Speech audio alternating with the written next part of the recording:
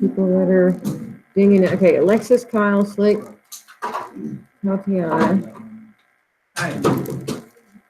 All right.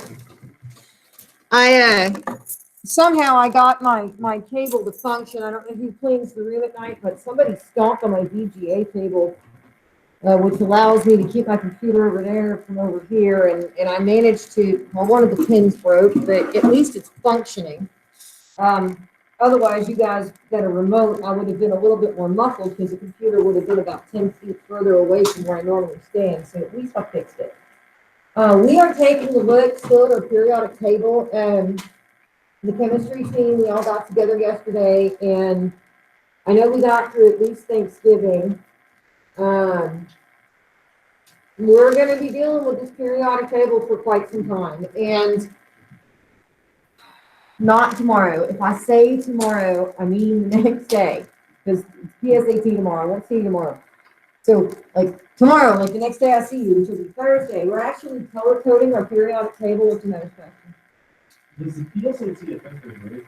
No, it is a college entrance kind of assessment thing. It does not affect your high school result. And honestly, I don't even know how it's scored anymore because they keep changing the way that these things are scored. So that's more of a counselor question than it is an question.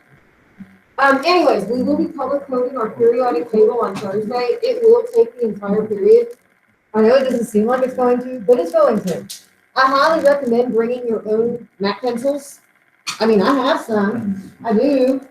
They haven't really been touched except for once this year. They've been sitting over there, so they shouldn't be infected with any kind of foodies. But I would bring my own MAC colors if I was you.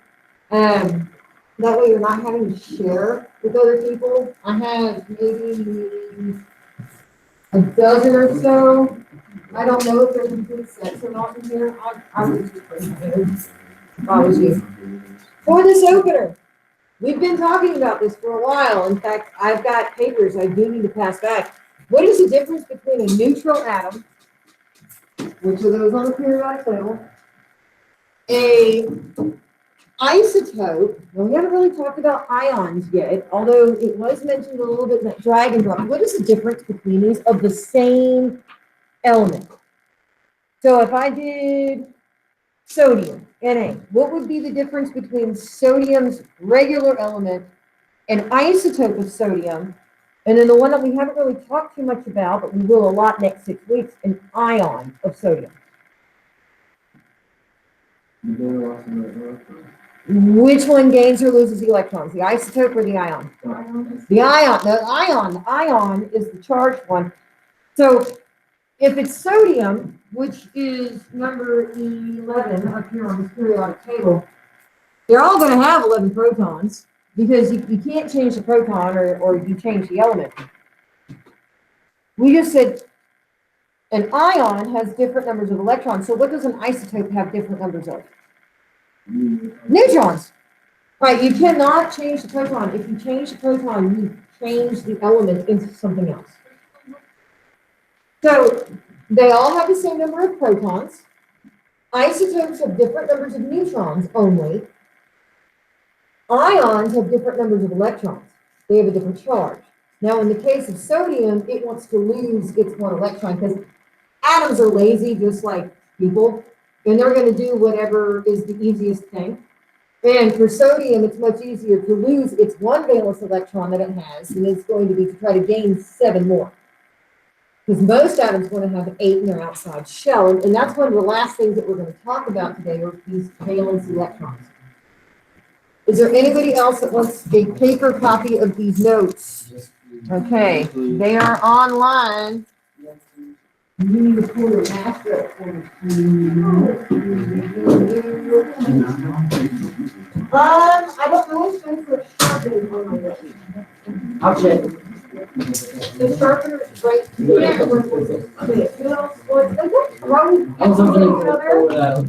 Not for a pencil thing. Who else wanted a paper version?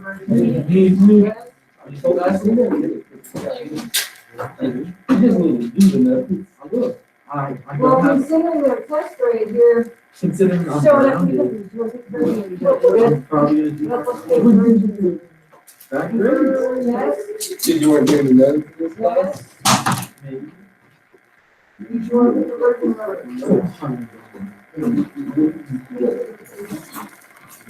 You got any dogs? Dogs? We are definitely not feeling this awfulness of flowers. Well, You got any dogs? I have 2 dogs. I have 2 dogs and 2 cats. I used to have 4 cats, but 2 of them didn't move with me. I used to have 4 dogs. They're Australian Shepherds. And my cats are Maine Coons, and my big Maine Coon just had surgery yesterday. My dogs have a I'm pretty sure it's cancer, which is really sad. But when the vet says that's the ugliest tumor I've ever taken out of an animal, that's not a good sign. Not a good sign.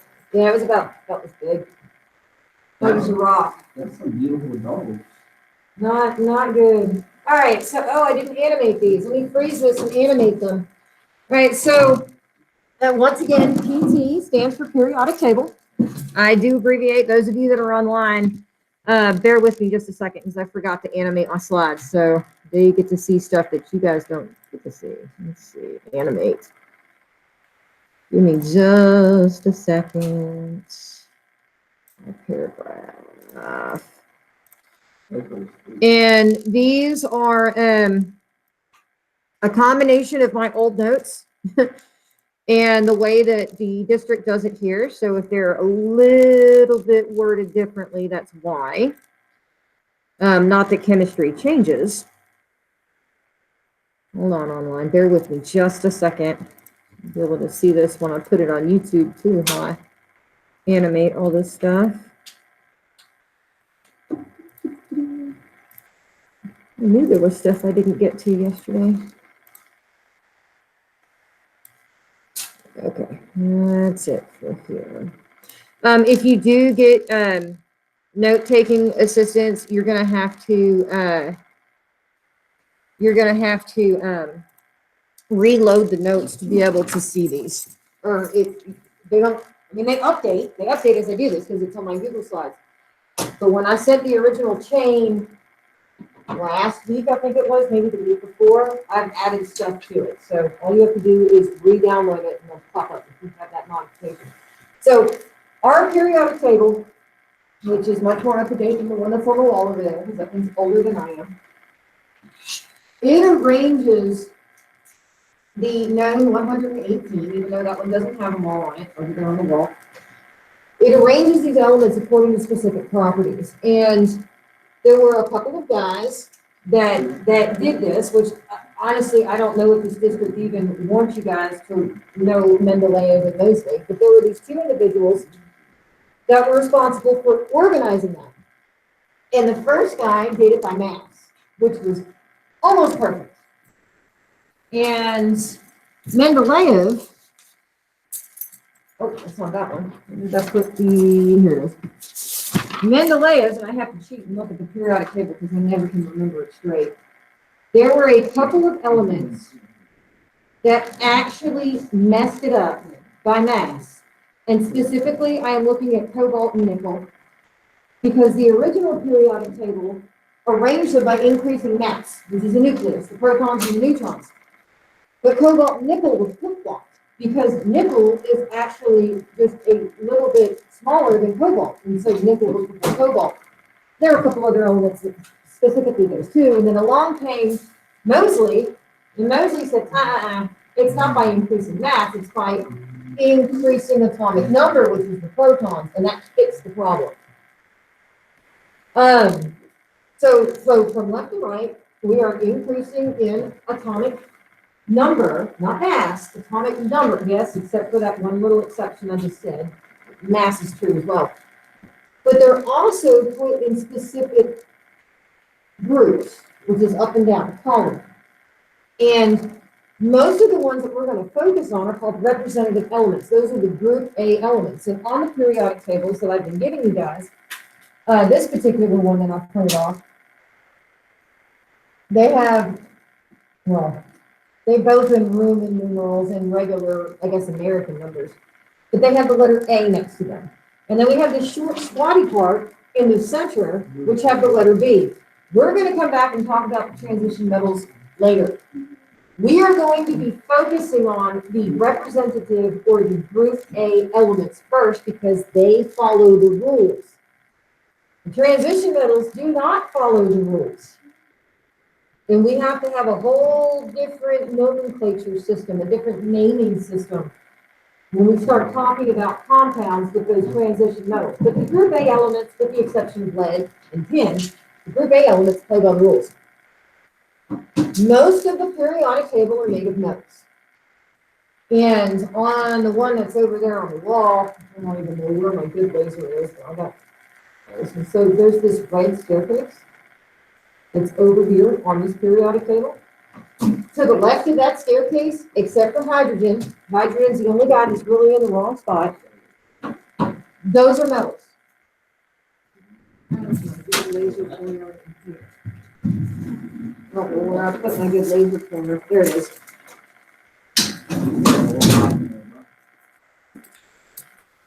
Metals have a couple of things in common. Not every single metal is going to follow every single rule, but in general, they have what's called ductility, which means you can turn it into a wire. Specifically copper. We use copper wiring with electricity. Every single gosh darn thing that plugs into an outlet has got copper wiring underneath the insulation. If you, especially with cell phone chargers, where they plug in on the bottom of the phone, which they've changed this now, it goes on the side and not on the bottom, at least the way that the cord comes out of it.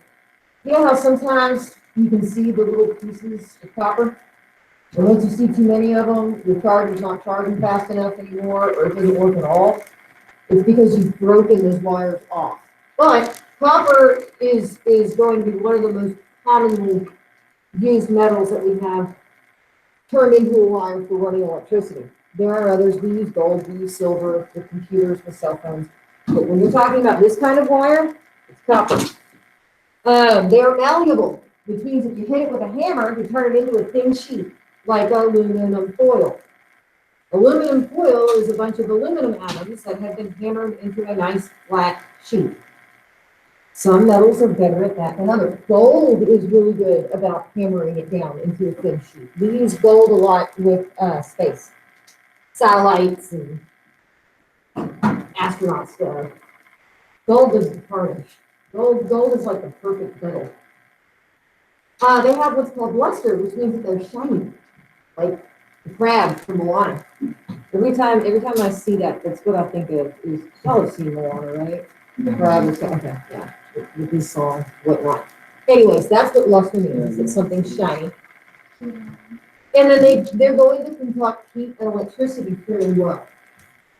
Some metals are better than others.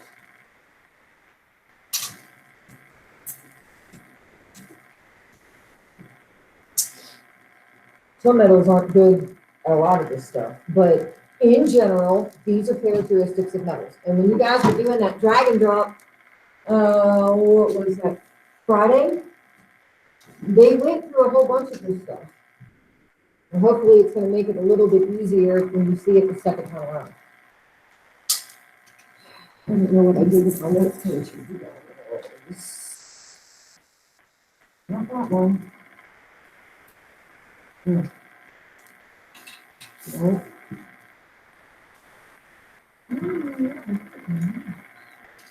Anybody still need to start? Non-metals. So this staircase.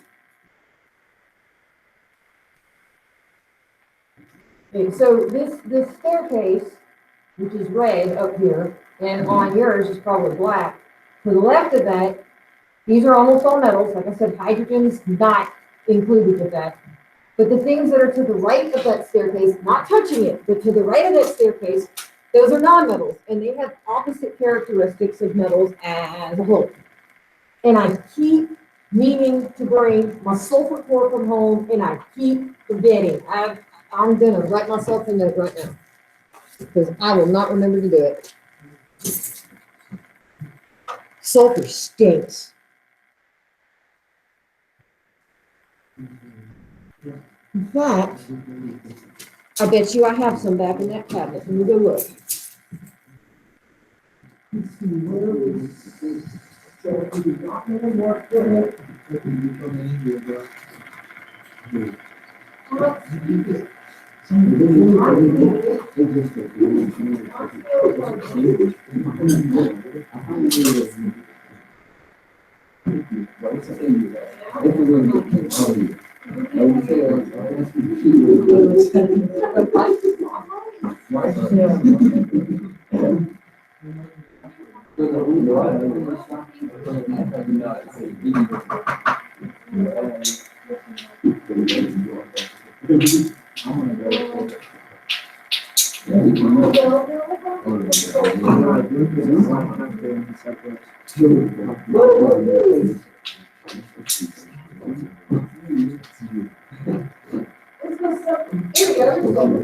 Something I meant to do yesterday, and frankly, I ran out of time to do it.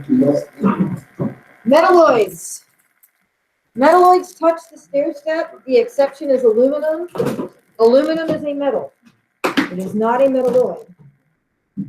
And so I will, this is sulfur. Not in this state. Not like this. I wouldn't be holding it like this if it was. So, y'all, metals are normally shiny. They conduct electricity. You can hammer them into sheets. Ooh, I can smell it from here. You see this mess. Non-metals, on the other hand, are normally very brittle. And in this case, I will do one of the front piece of this. You probably don't even need to get it close to your face and you can smell it. This is sulfur. No, it is not gum. Do not eat this. This is sulfur. If I eat a little rotten. I would not eat a rock of sulfur. You would eat rocks and see what happens. Okay, so it does stink. Sulfur is, I can't smell it. that's not good if you can't smell anything. Yes, it's got COVID. What do you mean? It doesn't smell like anything. It don't stink. It does. It does smell. It should smell like rotten eggs. Yeah, that's what it smells like. It smells like rotten eggs. Yes, I don't smell that too. Really? It stinks. Me. You really cannot smell like, I can smell it on my hands. Is this And coffee? I had my. No. I can see. Do you not taste All it? this shit, right? It is, it's okay, it's not good. But sulfur is a non-metal. Move the other little sulfur out. What is that? Maybe I really didn't go. Because I can't smell it. Oh, goodness. But yeah, you're gonna smell it on your hands for a little while. Okay, so sulfur, that's it, sulfur is a non-metal. It's brittle, which means if I hit a sulfur rock with a hammer, it's gonna shatter to pieces. Does it dissolve in liquid? No, it's No. just a piece of paper. So when it's Hey, so y'all, like I said, hydrogen is in a weird spot. Hydrogen is a non-metal. The only one that's on the metal side that's not a metal. And then the ones that touch the stair step, with the exception of aluminum, are metalloids, and sometimes they have characteristics of metals, and sometimes they have characteristics of non-metals. Specifically is boron, silicon. I'm gonna say the wrong one if I don't look. It's AS arsenic or aspartame? Arsenic, which is a poison, by the way. Arsenic, antimony, and tellurium. Oh, so I'm not sure if this is one of the ones on yours or not. Aluminum is the exception. Aluminum is a metal that touches the staircase. All the other ones that touch the staircase are metalloids. Okay, but you gotta have that on your notes. All right. You have to fill it in. You fill it in. what is that? I'm kind of confused about the, this is their characteristics or opposite of those. Those of metals. Yeah, non-metals have opposite characteristics of metals. What about surrounding statements? Yeah. Metalloids surround the staircase. Oh. They're on the staircase. They're on the stair step. The only exception is aluminum, but you guys already have that on your notes. And then the boat. Does anybody need for Of both metals and non-metals. They have characteristics or properties of both metals and non-metals. Is there another question about this slide? I still see people writing them.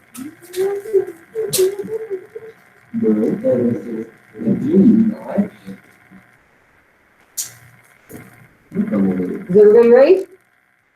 Yes? We have, two major organizational techniques for this periodic table. Periods go left to right, like straight lines, left to right. We call those rows. The other way are groups, up and down, which are columns.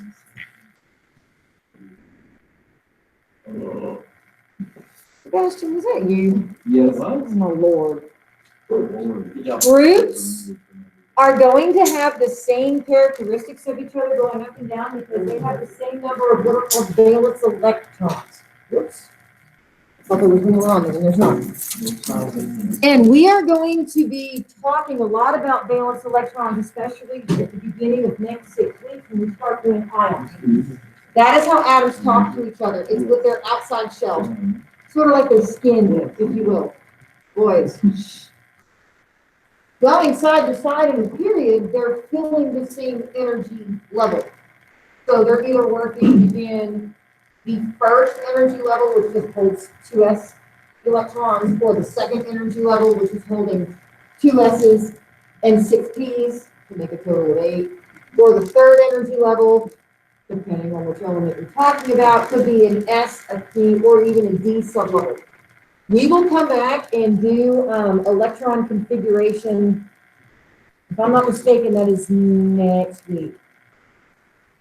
When we got together yesterday and we were told that things have to be taught in a certain order, it's not the order that we're used to teaching at all. So they want us to do electron configuration first before we go into ions, which I'm not used to that. I'm used to doing it the other way, but that's okay. But periods are side to side. They're working in the same energy shell. Groups up and down, they have the same number of valence electrons. We call those families. And there's a bunch of them. So group 1A are the alkali metals. They are unbelievably reactive. Like, you throw water on some of these and they're going to flash up as light, which was the original flash bulb for the cameras. Actually, it was an alkaline earth metal, which is group 2. Extremely reactive, group 1. And group 7 is also extremely reactive. Group 2A, and if you do not know your Roman numerals, I'm going to teach them to you here in a second. Okay.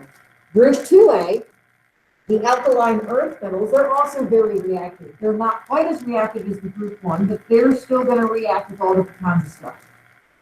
And then we jump over the middle of that periodic table where the B's are. We just totally jump over and go to the boron group, which is group 3A. And then we have the wonderful carbon group, the building blocks of everything that's alive that we know of has got carbon in it some way, shape, or form. Group 4A, I want to say I go through group 5, and then I had to split it off to another slide because I can't fit all 8. I did.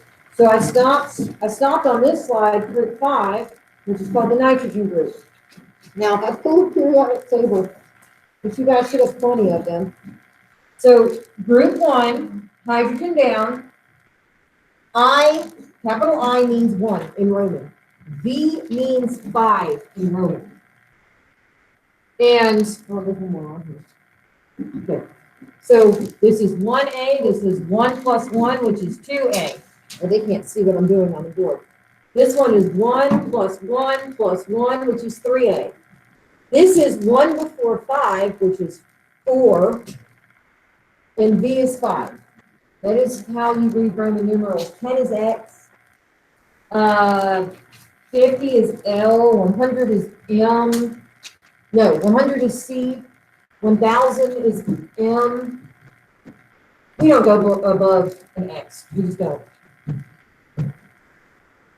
And it just really surprises me that y'all have gotten to this point and you've never even been taught how Roman numerals work. Probably when you were what, in elementary school? Because clocks don't even use Roman numerals hardly anymore. In fact, nowadays everything's digital. So Not old clock figures. I've got one of them that's like that. So group 1, alkaline metals, alkaline earth. Group 2, those are your most reactive of your metals. Group 4, these guys, specifically carbon and silicon, those like to bond to all different kinds of stuff. And like I said, they're building blocks of matter. Now, group 5, the nitrogen group, that's where we get TNT from, trinitrotoluene, which is an explosive. They're a little bit different. Group 6, these are the oxygen group. I've never called them anything other than the oxygen group. But if you take a look at the top element, group 3 starts with boron, which is why it's the boron group. Group 4 is, the top one's carbon, so that's the carbon group. 5 is starting with nitrogen, that's the nitrogen group. 6, I've always called them the oxygen group. Group 7, which is 5 plus 1 plus 1, so 5, 6, 7. Halogens are also unbelievably reactive. Group 7 and Group 1, when they come together, they have a party, and they form something called a salt. Like, not you hit something, like a salt. In fact, sodium chloride, the stuff that we eat that we call salt, is called salt because it is a salt. So the name that you just gave to us was. Huh? No, that was sulfur. That rock that you guys held was called sulfur. Is it? Okay. Not called. It's a nice stinky rock.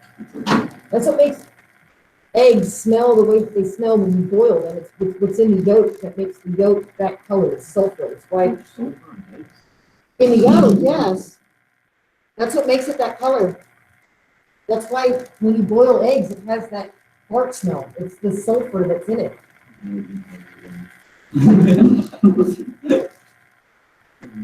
Wow. Group 8A, these are your noble gases. They do not like to react with anything. They are standalone. They're better than everything else. Therefore, they are noble gases, like royalty. They're too good for other things. All of the noble gases have a full valence shell, the outer shell, which is why they don't react. It's if they don't have a full shell that they either want to gain or lose electrons. Those are ions. We will get to those next 6 weeks. So we'll talk about valence electrons, but we're not going to do Lewis dots or building compounds this 6 weeks. They want us to do electron configuration, which I do not understand. The sequence I do not get. Now your B elements, so group A elements on a periodic table are these 2 and these 6. This section that we skip in the middle, those are your transition metals. Those are your B elements, and they don't always play by the rules. And when it comes time to naming these, next 6 weeks.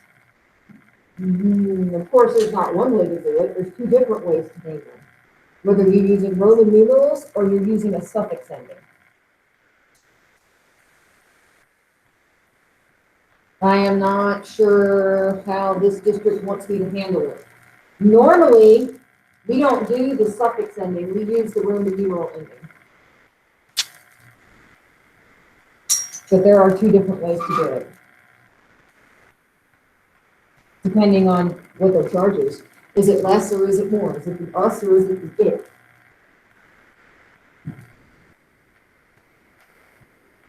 Now, we have two different rows down here on the bottom. Okay, so we just said, these are A's, these are B's, and then we have these two guys that are sort of stuck out down on the bottom.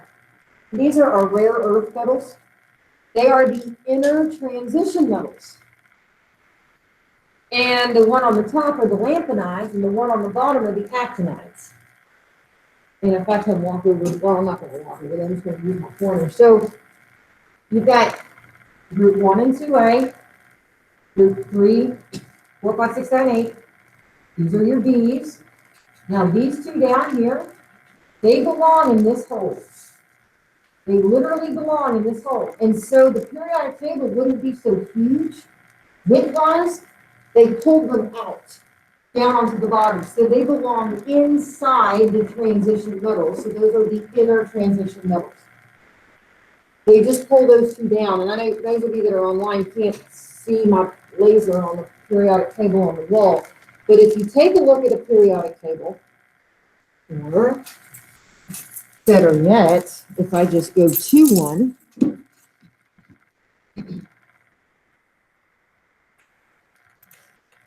that's not a good one for me to show you.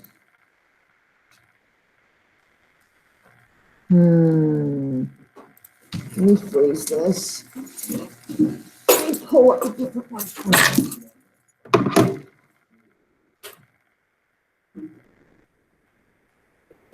Yes.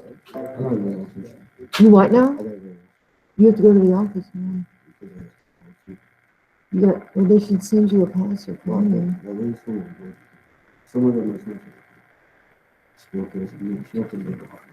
Who does? They need to send me info from the front.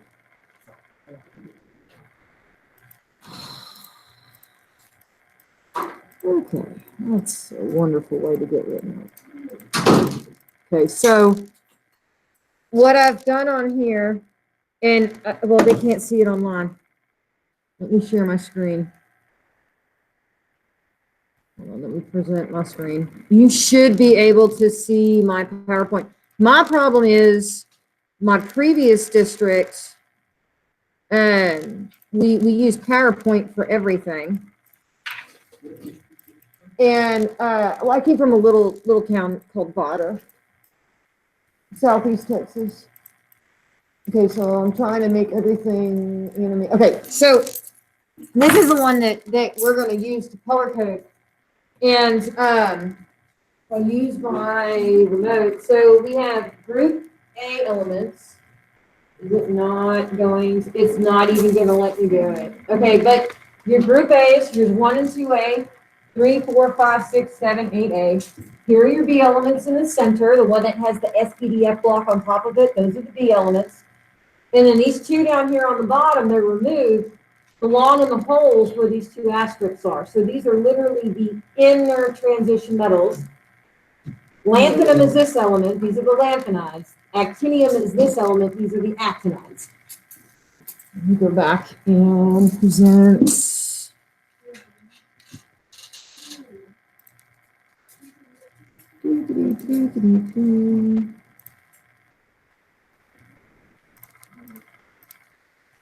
All right, so if they are in the same group, they have the same number of what are called valence electrons. And your valence electrons are going to control the properties of that element. That's literally how an element talks to another element.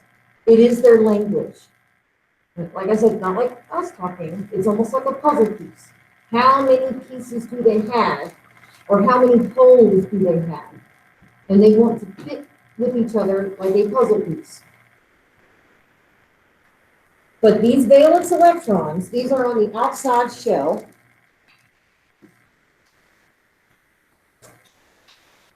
It is sort of like the boundary that the element has to the outside world. And that's its skin.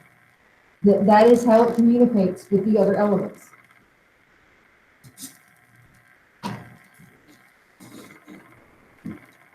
Well, that should be the end of what you guys have to write down. Now, there is an assignment that goes along with this. Let's see, I've gotten it. Let me share the right tab for you guys. Okay, now they can see this. And then what you guys have as the assignment is another one of these virtual drag and drops, which I have to open it up, make a copy. Come on, computer. I don't have it on paper. It's completely online.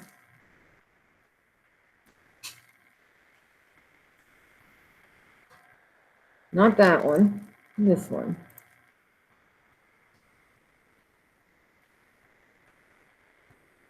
I need to stop presenting.